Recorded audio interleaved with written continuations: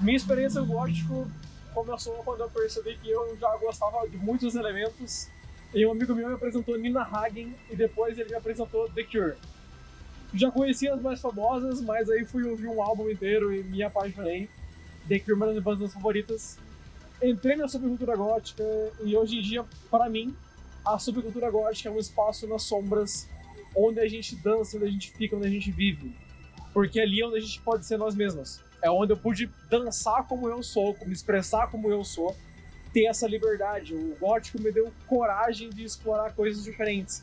Começar a usar maquiagem, começar a usar meia arrastão, meia calça. Coisas que eu já gostava e eu percebi que eu podia fazer. Então o gótico é um espaço seguro em que eu posso ser eu. E essa é a minha ideia da subcultura. É um espaço coletivo que a gente constrói em comunidade, porque sozinho ninguém sobrevive. A gente é uma comunidade. Somos várias pessoas que se atraem, que se conhecem, que fazem conexões e que a gente cresce dentro disso.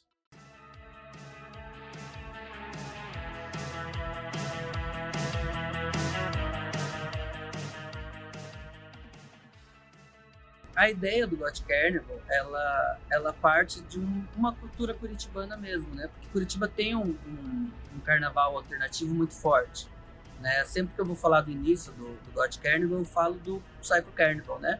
Eles já estavam aí quando a gente começou, devem estar beirando 30 anos de evento, e eles abriram essa porta para Curitiba ter um carnaval alternativo. Eu cheguei a ser frequentador do Psycho e tal, mas eu sentia que havia esse espaço para dentro do Carnaval Alternativo de Curitiba para o meu público, né? Para o público gótico.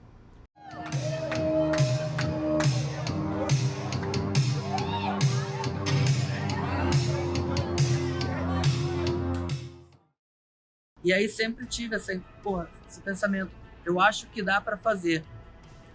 E aí a ideia surge mesmo em 2016, a partir de uma parceria minha com o pessoal do Lechetes Noir, né? Que é uma banda formada por um integrante curitibano, uma menina do Rio de Janeiro, mas que na época eles moravam em Santa Catarina.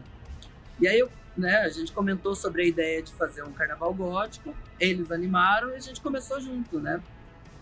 Aí, a partir da segunda ou terceira edição, eles acabaram se mudando para Minas e eu assumi a função de continuar com o Gothic Carnival.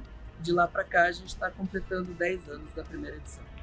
O meu foco dentro do gótico principal sempre foi de bandas nacionais. Dos anos 80 para cá, né, tudo que tem a ver com pós-punk, gótico, é o que eu procuro mais, né, é o que me interessa mais. Então, a curadoria ela é feita da intenção e da oportunidade também.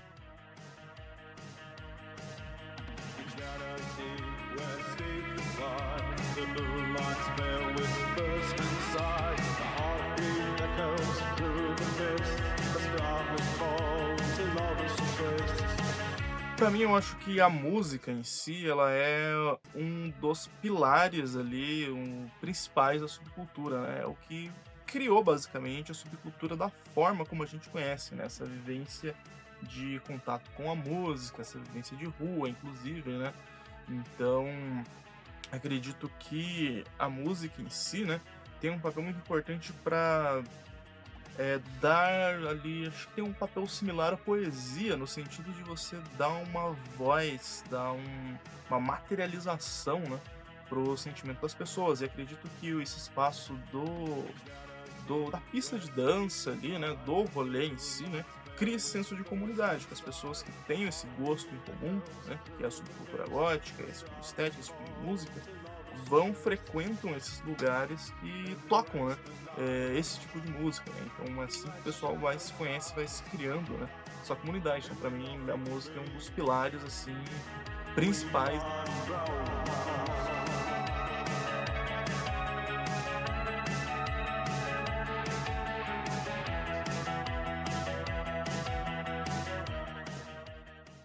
A questão do visu é porque, assim, não é algo que seja fundamental, mas é igualmente importante em relação tanto quanto à política e quanto à música. E não precisa ser algo que é necessariamente você estar vestido todo de preto, ou essa ausência de cor, ou com um determinado tipo de roupa. O foco é ser transgressor, né? É ser anticonsumista e talvez algo de DIY e tal. Porque assim, eu posso pegar um vestido, ou uma calça, ou um terno, ou qualquer coisa, e dar o meu toque. Às vezes não é nem uma questão de deixar mais legal ou mais bonito, é de estragar ele, deixar ele diferente, deixar ele com a minha característica para que eu possa sustentar esse visu e falar, pô, aqui está a minha identidade. Não é algo que se conforma, não é algo que está de acordo com o padrão, sou eu. E isso, curiosamente, é algo que pode se alinhar com a subcultura gótica, então é por conta disso que é aqui que eu me encontro. Sempre teve muito essa ligação com os vampiros dos filmes, né? Então eu sempre tento me vestir, na grande maioria das vezes eu sempre dou uma variada, mas a minha característica principal, né, que o pessoal sempre pontua, é que eu me visto como um vampiro, assim, dos filmes, né? Então eu gosto dessas roupas um pouco mais com renda, que remete um pouco a esse contexto histórico ali, mais vitoriano, medieval ali e tal, né? Então eu me visto ali de uma forma para como se eu fosse um vampiro de um filme, basicamente. Em 2024 eu comecei a frequentar o Unigraves, que era um encontro que tinha todo mês no passeio público. E eu queria fazer alguma coisa para contribuir com a cena gótica, para ajudar a mostrar para mais pessoas, falar sobre a cena gótica. E aí em 2024, em abril, a Zine da Mausoléu começou.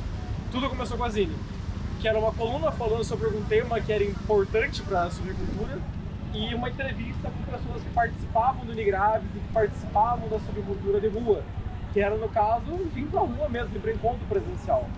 Partindo disso, em abril de 2025, a gente tem a primeira festa da Mausoléu, que foi a Noite Gótica do Mausoléu, que a gente fez no Janaíno Vegan lá na São Francisco, e a Mausoléu, a partir disso, começou a crescer.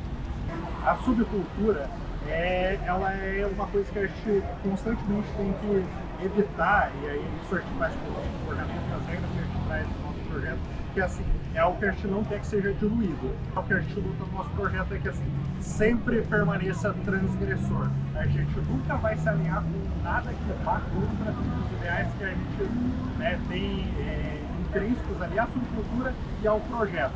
Então assim, para que a cena e o nosso rolê seja diverso, inclusivo e seguro, a gente tem que permanecer com essas ideias em mente, e é o que a gente está reforçando sempre no nosso rolê. A gente está de olho, a gente é aberto a ouvir a galera que vem conversar com a gente e falar sobre talvez algo que tenha acontecido, e para tomar as medidas que sejam necessárias, porque é assim que a gente luta para construir um rolê seguro e que seja legal para todo mundo. Bom, a gente estava pensando sobre como expandir esse ideal da Zine. Como a ideia da Zine era justamente falar com pessoas que não necessariamente são da subcultura, a ideia era chegar em pessoas que querem conhecer. Aí a gente criou o Piquenique Sombrio, que é um evento que a gente faz um piquenique no passeio público, aberto para todos os públicos e todas as idades, seja gótico ou não, seja baby bat, quem quiser conhecer a subcultura, para trocar ideia, ouvir uma música boa e comer. Então o rolê não pode álcool e nem nenhum tipo de substância entorpecente durante o rolê e nem ao redor do rolê. A gente sempre preza muito por isso. Venha para comer, trocar ideia, conhecer a subcultura, ouvir música, ser acolhido e não ter ninguém atrapalhando ou ninguém influenciando de uma maneira que seja ruim, por assim dizer. E também para manter a subcultura de rua viva nisso, a gente faz as festas, que daí são de noite, depois das 7 da noite. Aí beleza, pode consumir álcool, tudo bem, são os bares que a gente tem pela cidade, tanto para trazer público para esses bares, quanto para manter a nossa música viva nos espaços, né? Para ocupar esses espaços de rua. Para mim isso é algo que faz toda a diferença, é esse senso de comunidade, porque, pô, querendo ou não, aqui todo mundo é estranho, é esquisito, é jogado de lado, tá na sarjeta, e é aqui que a gente se encontra, e a gente se apoia, se constrói, e é sobre isso que é a subcultura, sobre tornar uma identidade aquilo que é tipicamente associado com o bizarro, esquisito.